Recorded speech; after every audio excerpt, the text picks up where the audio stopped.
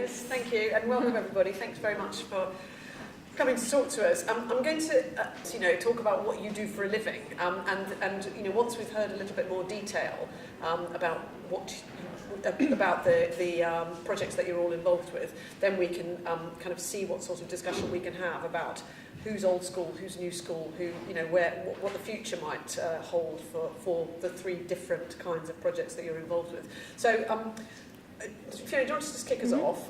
Just explain a little bit about your relationship with Brancage and what Brancage is about, and particularly, of course, the focuses that it has on shorts. Okay.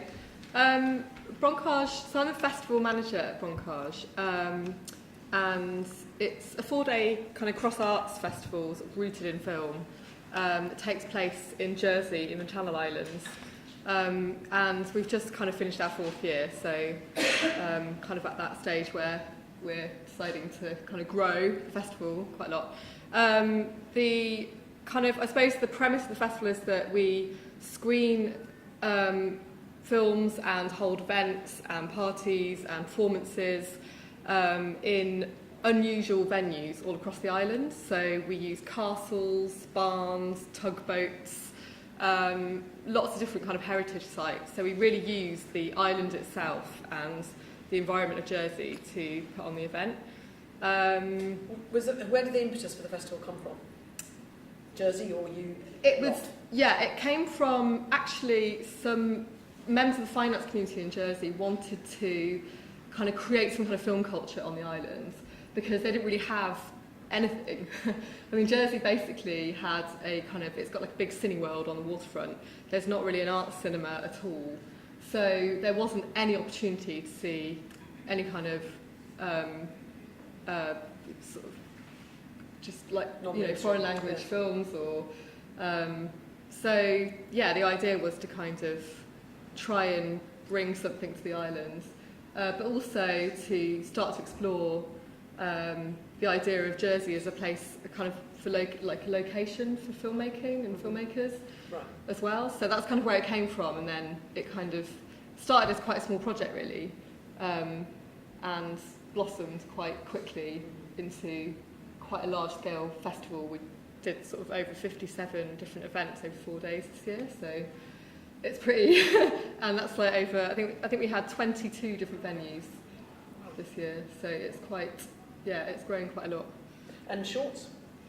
So shorts kind of make up part of a very, very big, wide, varied programme. And we opened for submissions quite early on in the year, and international shorts and UK shorts. We get a lot of our submissions are UK, and then obviously we support kind of local filmmakers as well. And we sort of programme 8 strands of short films, and they tend to be kind of mix of films, and then there'll be a kind of theme to the strands that they'll fall within. So they are kind of quite carefully curated programmes. Give us an example of some of the themes. I think this year, I think it's interesting, like listening to the last panel and kind of themes that come up with short films.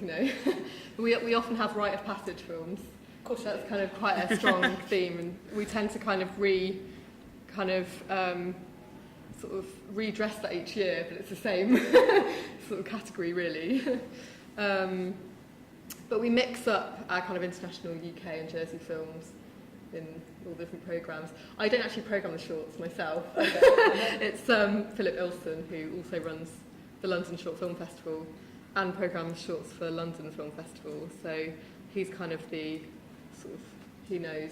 He actually tends to also kind of look at films and filmmakers that he's met over the year and that have approached him, and might send him films just randomly as well as through submissions. And he'll kind of support those films at the festival as well. So. Right, and this is a slightly unfair question given that you're not Philip Ilson. But he, as you say, he has another couple of roles where he is responsible for selecting short films. What discussions do you have about the kind of identity of Brancage and particularly its short selection? Versus like, how does he make a decision to put a film in Brancage as opposed to a film in London or a film in the Short Film Festival?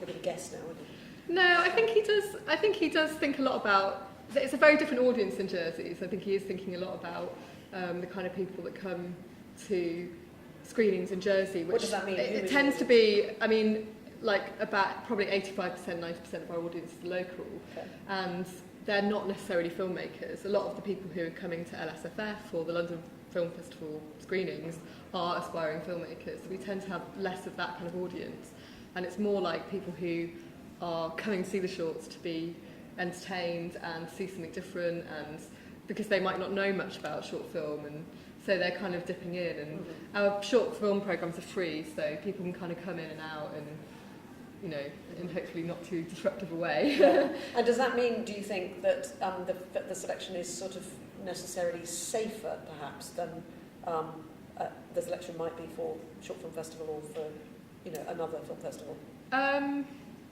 You mean in terms of the accessibility? Yeah, I mean, you know, more mainstream. More... Well, no, because it's Phil. Well, yeah, we tend to do, like, we have like a kind of, people are really open in Jersey to lots of different stuff, so we do have experimental films. It's very, we'll do like kind of late night screenings. See what a massive assumption I was making there about what people are liking. Sorry. Well, I think we made those assumptions as well, and then it kind of changed as we realised that people were open to quite a lot of different things. Yeah, okay. People can be a little bit conservative, so we have to be a bit careful on the old kind of sex and violence. Yeah, sex and violence content, and but it's also to do with, we try and, I mean, we screen our shorts in a sort of hotel cinema. It's a slightly different environment to the cinema space. And then we also screen them at a place called the Societe Jersey's, which is the language kind of, this very nice old building attached to the museum, which is the kind of language centre for the island. So and they're quite nice, kind of intimate, cosy environments, and they kind of, I don't know, give a different vibe to the film screening. It's not like being a fly or... Yeah. So I think it's quite nurturing. There's a lot of feedback. People really respond to the films. You really get a sense from the audience of what they're thinking and how they're feeling about the films. So yeah, we tend to be able to screen a whole range of things, really. Okay. All right, brilliant. Okay, that's a great snapshot. Thank you very much. Do you want to tell us a bit about Worldwide? Yeah, sure. So Worldwide Short Film Festival is based in Toronto, Canada. You can probably tell I'm Australian, not Canadian. Just want to clear that up for you all, just in case you're confused. We are part of the Canadian Film Centre, which was founded almost 25 years ago by Norman Jewison, who is obviously a very well-known filmmaker and a champion of film in, well, globally really, but he founded a training institute for new media, film and television practitioners. It now has an actors conservatory. It's quite a large organisation. But a number of years ago, actually in 2000, they were looking to sort of expand their reach, grow the brand of the Canadian Film Centre a little bit, and a woman in Toronto who'd been running the Worldwide since 1994. It had grown quite large. She found she couldn't run it on her own, so she sold it to the Canadian Film Centre. So at first, when the Film Centre acquired Worldwide Short Film Festival, they thought it would be a vehicle for the short films that they produce themselves. We usually make, well, not my department, but the film department makes 4 or 5 short films a year. Didn't pan out that way. We sort of run ourselves quite independently of the Film Centre. We are part of the Film Centre, but we run very, very independently. We don't show the short dramatic films that are made at the Canadian Film Centre as part of our regular programming. So we are quite a large festival. We're the largest short film festival and market in North America. We screen about 275 to 290-ish films a year in about 33 programs. We also sort of have things that are sidebar events that are happening at, you know, different venues, and sort of take short film out of the context of a cinema. We have a shorts bus. We have a bus that goes around Toronto that has really short programming on it. That we use as a promotional vehicle. Last year we did some screenings at the CN Tower, which is a pretty tall tower in Toronto. And, you know, so we're just always trying to sort of grow the reach of the festival.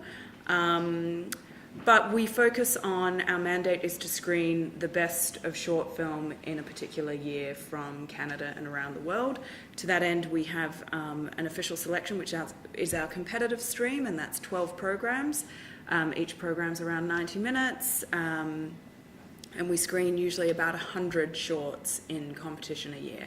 And then the rest of our programming is specialty programs. So we have themed programs, celebrity shorts, sci-fi, slap and tickle, which is, you know, slightly sexy shorts, but a bit tongue-in-cheek at the same time. We do some comedy programming, we do kids programming, so all sorts of things. We also say that there's something for everyone.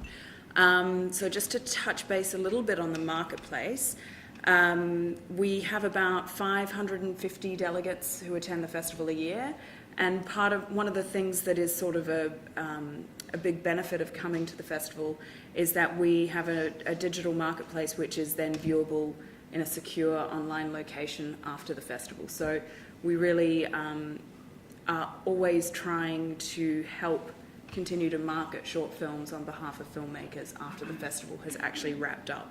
And that's a great resource because we receive, well, this year we received 4,200 shorts, and we're on track to receive probably more next year, which is a terrifying thought.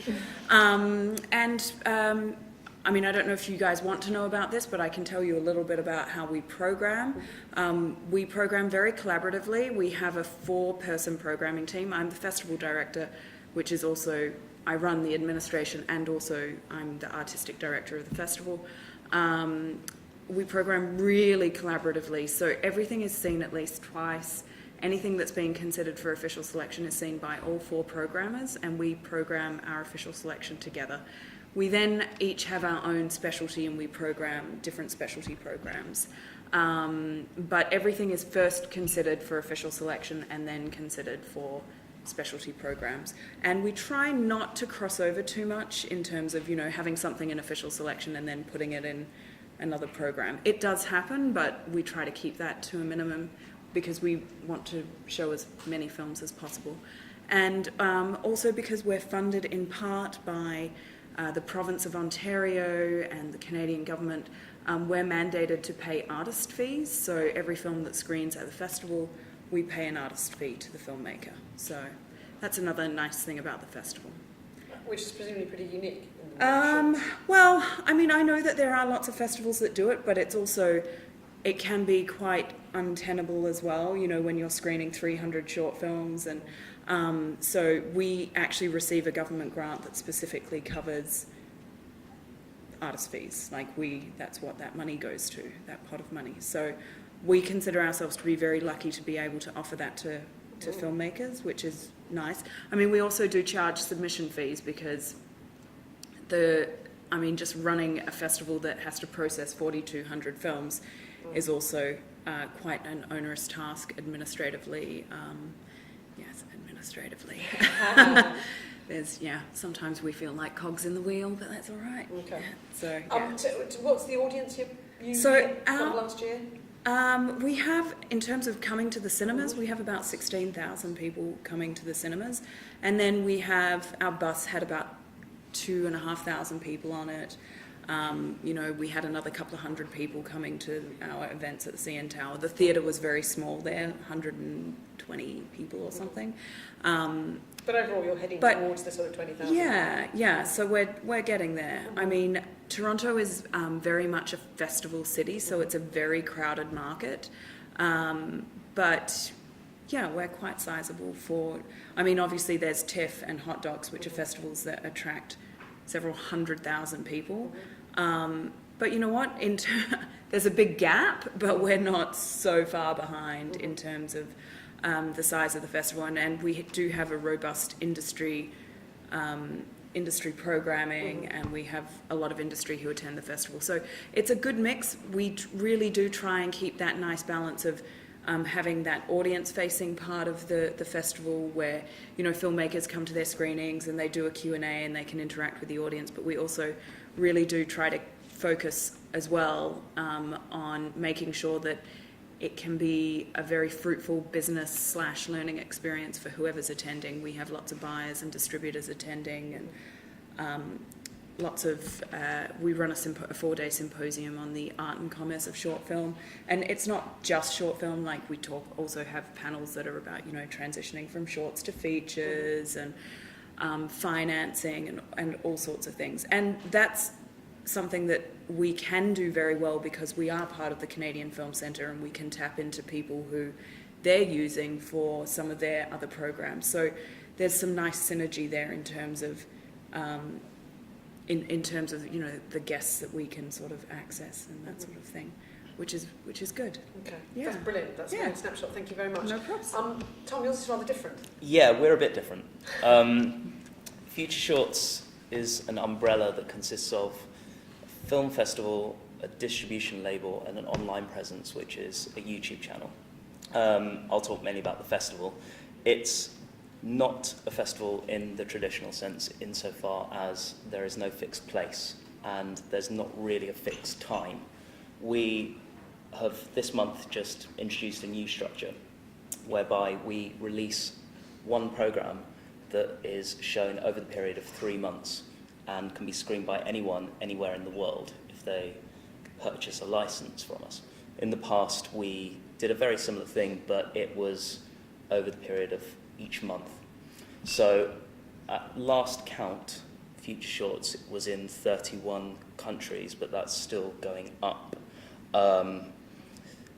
So it's kind of like an exhibition network, but it is also more of a festival in its ethos, insofar as there is still a collective identity, which is spread quite considerably through social media. And sorry to interrupt. How does it work? Do people download the films, or you send them, or? No, we send a DVD to people who buy the films. We have partners or representatives in certain territories who will organise the screenings that take place for that territory, who will download the films from us in order to subtitle them into the local language, and then they will burn DVDs and send those to people. We also have a payment structure to the filmmakers where we offer an advanced fee, and then Based on what?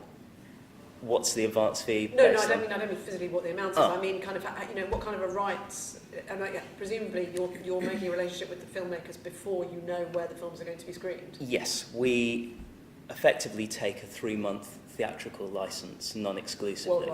Worldwide.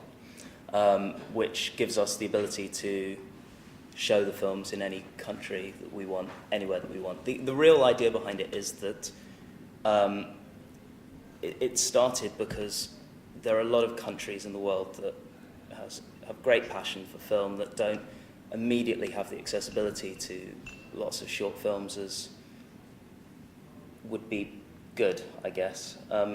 We have screenings in places that are fairly obscure in the festival circuit, like Kazakhstan and Vietnam and Indonesia and places like that.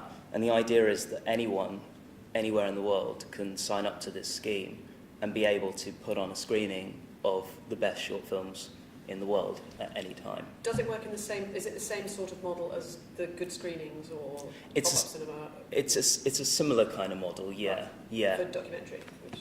Yeah, it's pretty similar to that, insofar as we have a platform where people sign up to it and can just enter their details, and it kind of works, and we give approval in that sense. Right. And so is it non-traditional venues, largely? Like Largely. rooms and... Largely, yeah. We do take place in cinemas, but we do also take place in bars and pop-up venues. We had a screening, I think it was last winter, that was outdoors on an ice block in Finland. The idea is that it can take place literally wherever you want to hold a screening, anywhere that has a projector, that you can project it onto something which is going to be of decent quality. Like an ice block. Like an ice block. I imagine it was big, not this size. It wasn't an ice cube, yeah.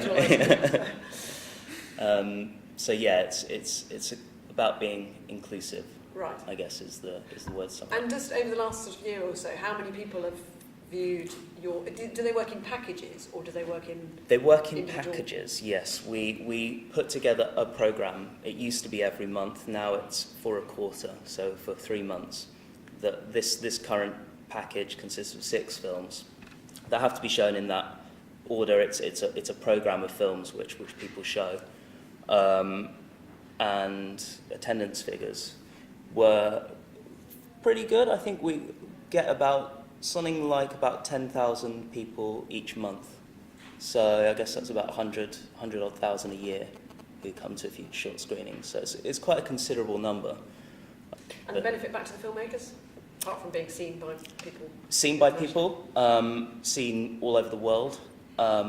We have quite good press, and our social media presence is pretty good. We've got, I think it's something like 150,000 followers across our social media networks, which is pretty nice. And then the financial benefit, which is an upfront fee and a split of takings at the end, which is split between all the films. I'd say they were the... Yeah, we think it's pretty good. And how do you select the films? We try to have quite a global feel. We try to not program too much from one particular place. We try to not program too much of one type of film. We don't have themes. It really is just a best of the best program, but it has to have a flow.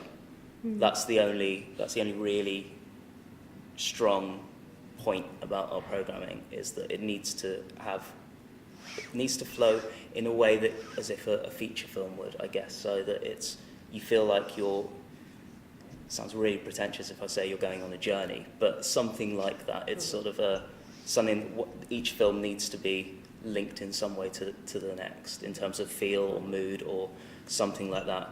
And we select them from largely what other festivals are showing, strong award winners, what things have had really good press.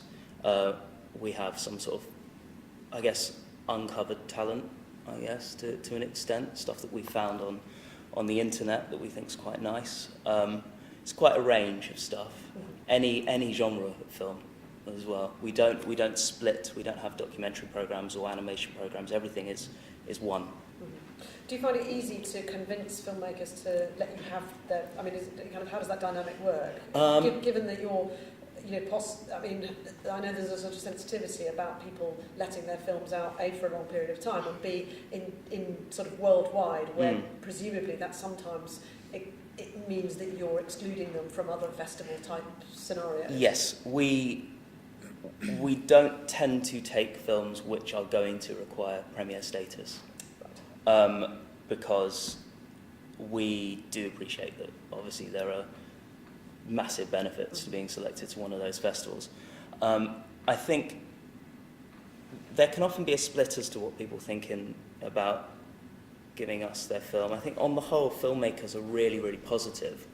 I think the only struggle we have sometimes is communicating the idea, because it's not really something that anyone else does in the short film world as such, not quite in the same way that we do.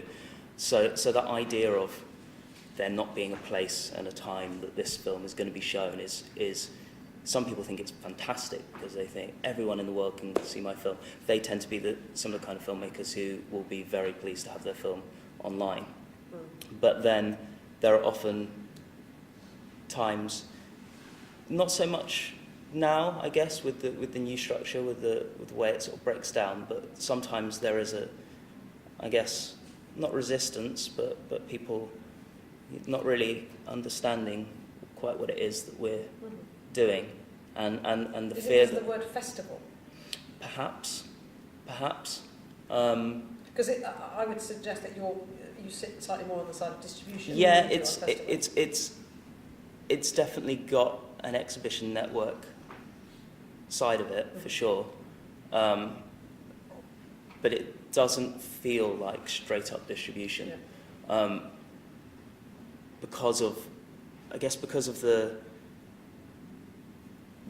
link between all the different screenings, because the fact that people get online and communicate about where something's going to go and which films they like, and there's a community as such. So I guess it doesn't feel like we're selling these films as such to these individuals, because even though we are, it's a bit more than that. It's not like distributing, say, on Love Film or something, and anyone being able to get a DVD. It's got a slightly different feel to that.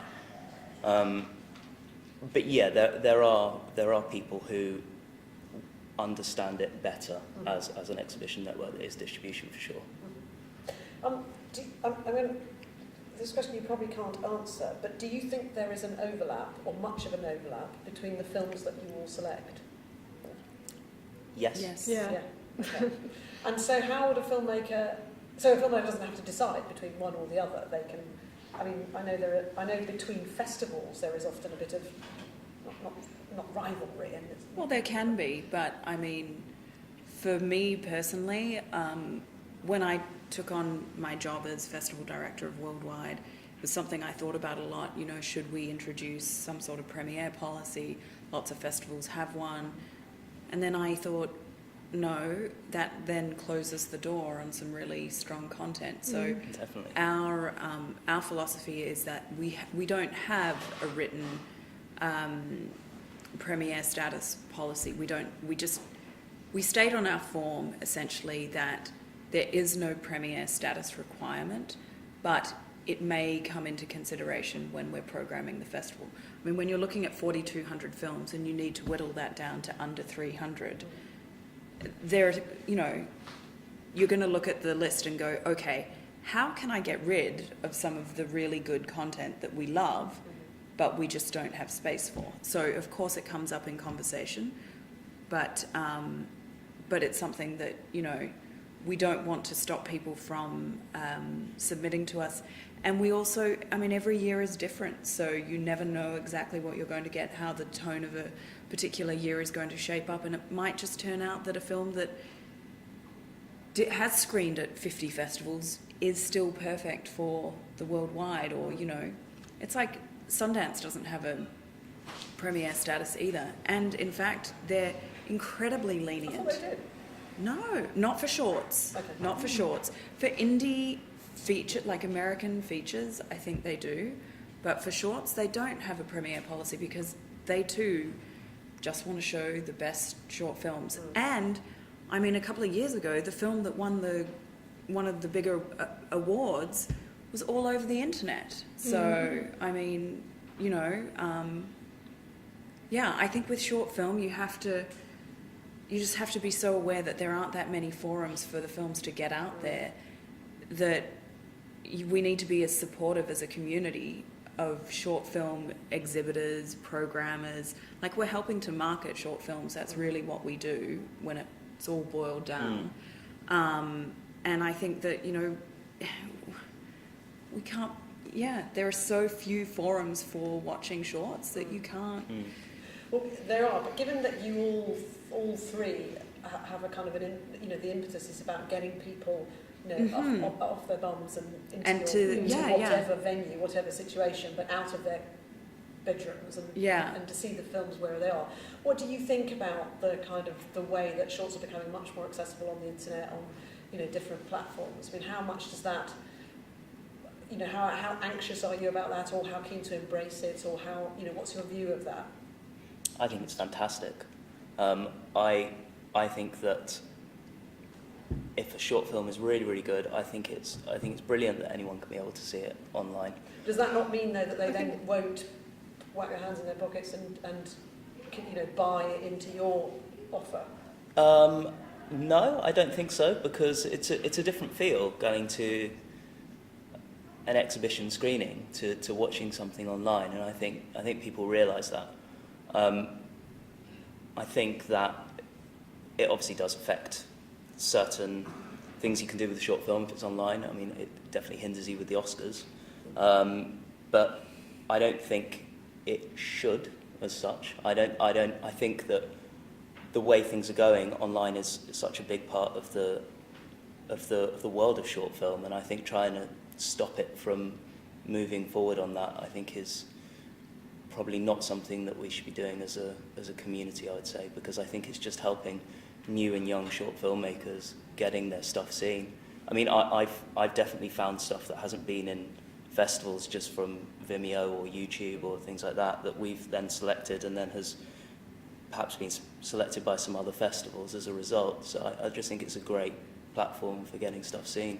I mean, maybe for some filmmakers as well, they don't, because there's more and more submission fees, it's an opportunity you might not be able to submit your film to loads of festivals, so you might use online as a different way to get your film screened. But it kind of depends on what you want as a filmmaker as well, because obviously you get a lot of benefits from screening as part of a festival programme, and every time you screen as part of a festival programme it's a different experience, and what's built around that is different, you know, whatever kind of industry sessions you have going on, or there's, you know, things that you can take part in networking wise. And I know for our audiences probably don't watch short films on the internet, they just wouldn't know the means. Because they wouldn't know where to look for them. Yeah, they wouldn't know where to look for them, and they wouldn't necessarily be kind of engaged with them. They, you know, I think the festival, they look to the festival for an experience and come to the festival for that, and I think that they see it within that context. So, but we don't have a premiere status either, and I think with shorts you just shouldn't.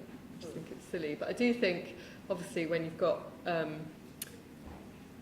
people programming films, you do find that the same films will do the rounds, and maybe in the UK or in London especially, like there's a lot of different festivals, and so perhaps you tend to see the same films cropping up, and that's great for a filmmaker, but not necessarily for audiences who are like, oh, I've seen that one before.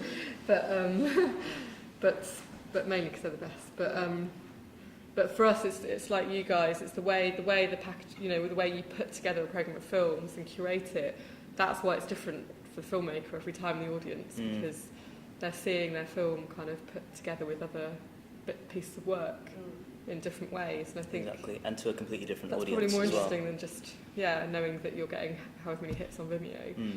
And I do think it's important for short filmmakers as well to know about the premiere status situations with festivals like London, because we get, I mean, sometimes we'll advise, like if we think films really festival you're talking about. Yeah, if we think films really excellent and they don't have a clue about the premiere status, you know, we'll say, are you submitting to London, you know, because you have to be careful, you know, don't sort of, you know, because you have to, you know, think about the best opportunities for those filmmakers, and we're not a short film festival, and we're not, it's not, you know, the hugest part of our programme, although that might change, it may not, but it's not at the moment, so... Well, I want to come back to the distinction between the short film festivals and the kind of shorts within a larger film festival in one set, but just let me ask you about your attitude to the internet. Well, I actually think that the internet is sort of helping to lead the way, I think, in sort of a bit of a short film renaissance. I actually really think that audiences that maybe wouldn't have been exposed to shorts but are internet savvy and know where to look for things are finding short films online, watching them and thinking, that's interesting. So I actually think that it's helping to grow our audience in Toronto, definitely. And I would call the Toronto audience quite a film-savvy audience, because usually they attend a lot of festivals. So I actually think it's good. I mean, I definitely think that filmmakers do need to be aware. If your goal as a filmmaker is to, you know, win an Oscar, which it might very well be, you do need to be careful, because the Academy does not allow films to be online. But I mean, a good friend of Worldwide Short Film Festival, a filmmaker named Josh Raskin, was nominated a couple of years for a film, I Met the Walrus, which is about a recorded conversation with John Lennon by a guy, a Toronto lawyer actually, and he animated it. He was nominated for an Oscar.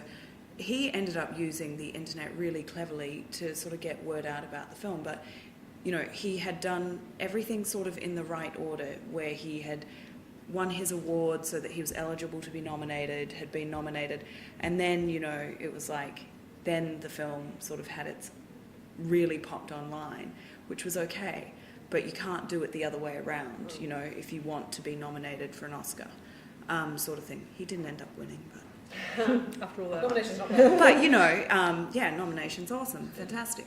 But yeah, so you just have to think really long and hard about exactly what you want and what you need out of your film. And if you want to show it online and that's your goal and you just want to have as many eyeballs as possible on it, then maybe that's the best place for you, you know? It sort of depends on how you want your film to be viewed. I mean, people might be making a really cinematic film, you know, that just doesn't translate well online. I think that's, you know, I know a lot of filmmakers who wouldn't want their work to be seen online. And I mean, to be perfectly honest, like myself as a programmer, I watch thousands of films on a computer screen every year, but I love sitting in a dark theatre. There's nothing better than seeing films on a big screen the way that they're supposed to be projected.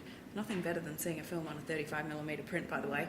But Just discount that last discussion. but that I think that audiences crave that, and as Tom said, I don't necessarily think that watching online is going to stop people from wanting to see that film perhaps in its best light, which is in a darkened room on a big screen.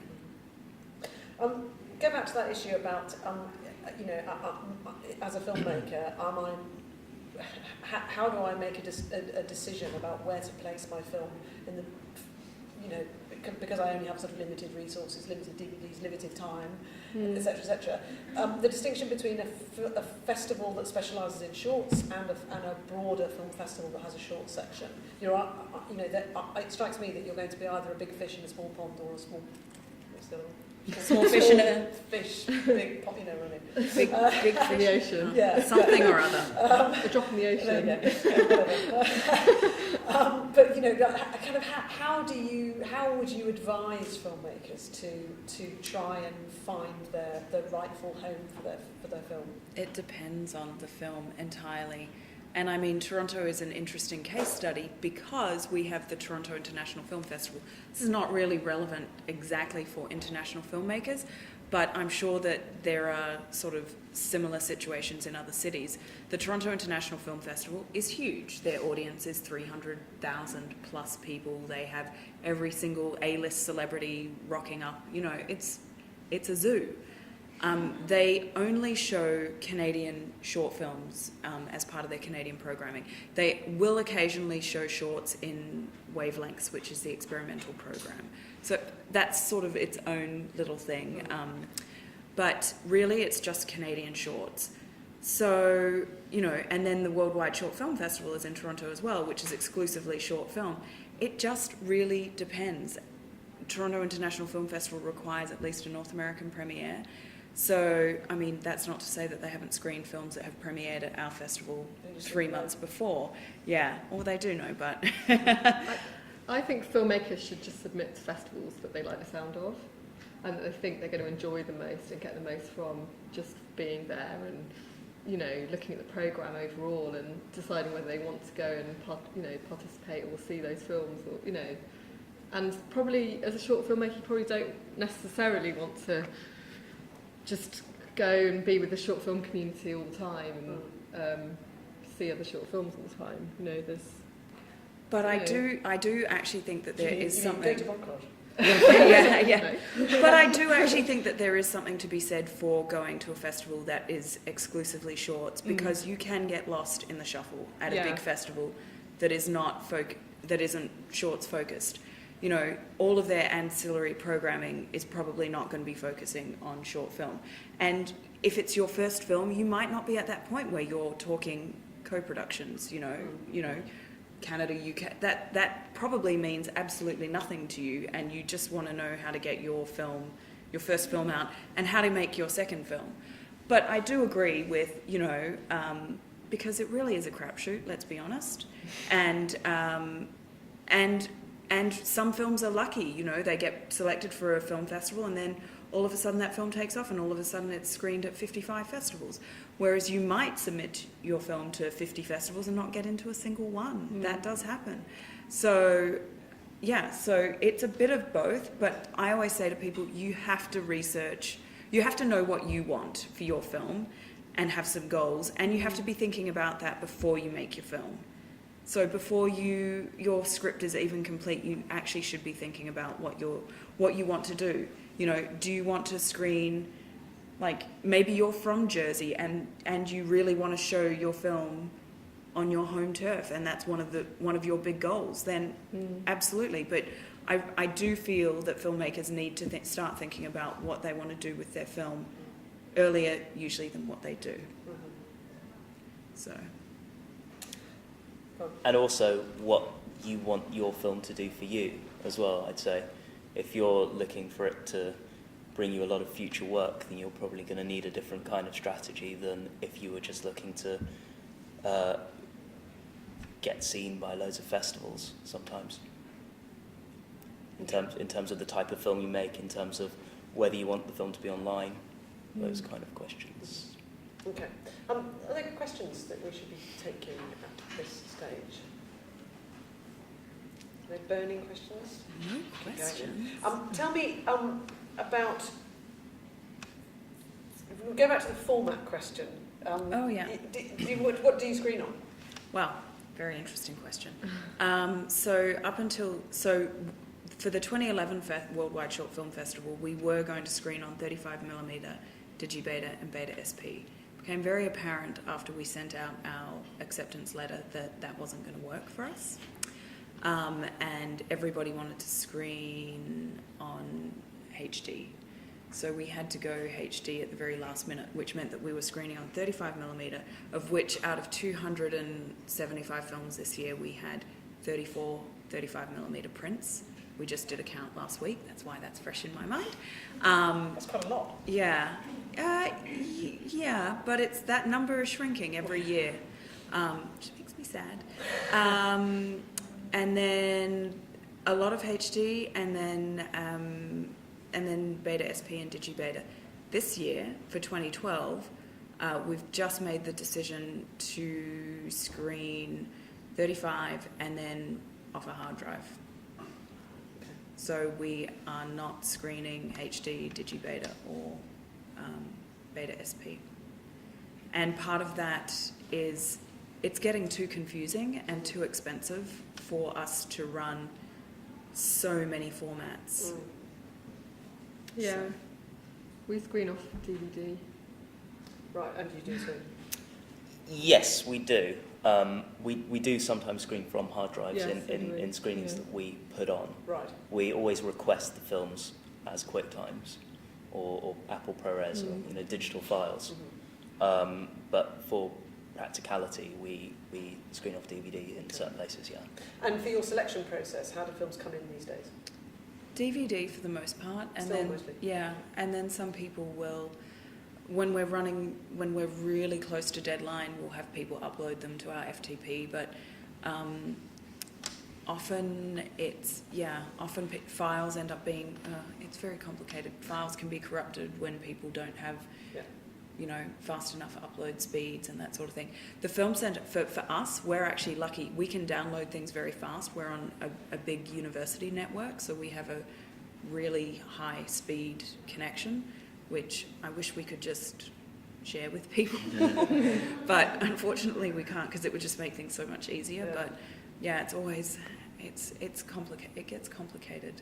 Okay. So that's actually one of the things in terms of delivery for this year, because we're requesting Apple ProRes files, is how exactly are we going to get those?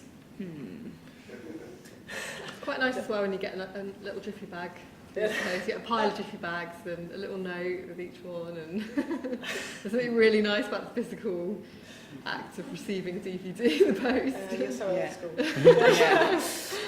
Tell me, when you're selecting, I know you don't program as such, but I know presumably you do know how kind of Philip does this. But when you're selecting, I mean, what's the proportion of films that you get in, would you say, roughly, you actually do watch all the way through? All of them. Get out of here. Yes, all of them. Really? Because you don't know. Unless something is very, very clearly a home video, like someone's birthday that's been recorded, which does happen. Grandma's 65th birthday, we have received it. We no joke. We screen that kind of thing. Yeah. Is she Quite from Jersey? interesting. This one was Mexican. But yeah, no, very rarely would anything ever be turned off. And we like to watch things twice because we're crazy. Wow. Yeah. We do. We have kind of a programming team as well who support Philip, and so it does go through a selection process with kind of sort of young programmers who have a look at films and then select the ones that Philip then sort of whittle them down. But Philip also tends to look at stuff that's been on his radar over the year as well. So for us it's a combination of watching all the submissions all the way through, and or we'll just ask filmmakers if they've got any films they want to submit, and they'll just send them in. It's quite in a way, it's quite loose. It's quite nice because it's, you know, we're sort of quite open. But then we don't get the amount of submissions that you get. So it's very, I mean, for literally 3 months, we're just watching solidly. It's pretty intense. And do you find that there are, I mean, I asked this at the last session, but do you think are there themes that come through, you know, do you find that, you know, every film starts with a ticking clock or, you know, whatever? Yeah, a couple gets into a car. Yeah, there you go. It's like, oh God, here we go again. Great. But yes, absolutely. And it's surprising when you watch the volume that a lot of programmers watch. Like, I'm sure this Philip gentleman watches a considerable volume. It really is it's like, sometimes it's like, hold on a second, is this the same film wait a minute. It is surprising how many films are exactly the same. It's like, oh my God, did you make this at film school? Ah, yes, you did. Fantastic. But really, it's like, guys, let's get it a little bit original. So yeah, there are definitely... You do get trends from different institutions, and like you do get a sense of what kind of work, you know, that NFTS might produce, and what I could always, because I did programme shorts for the Bird's Eye View Film Festival, and could often quite quickly tell what a UK Film Council submission would look like. You know, I could tell that it was UK Film Council pretty quickly. Yeah. And then, like, you know, like the London Film School as well. You do get a real sense of what kinds of work is coming out of those different places. Yeah. So it's quite interesting seeing those patterns emerge. Do you have the same sense? We get a lot of zombie films. Too many zombie films. Why is that? I don't know. Do you get vampires as well? No, just zombies. Vampires next year. Nice.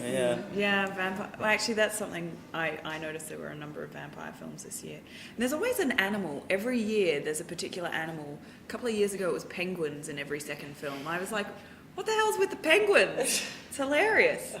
But I think Chris was saying in the last panel that there is a real lack of comedy shorts, good comedy shorts, and I think that it'd be nice to see more comedy kind of coming through. There's definitely quite a big focus on drama in the UK, I think. In the US, though, comedy is really good at the moment for shorts. Oh, that's good.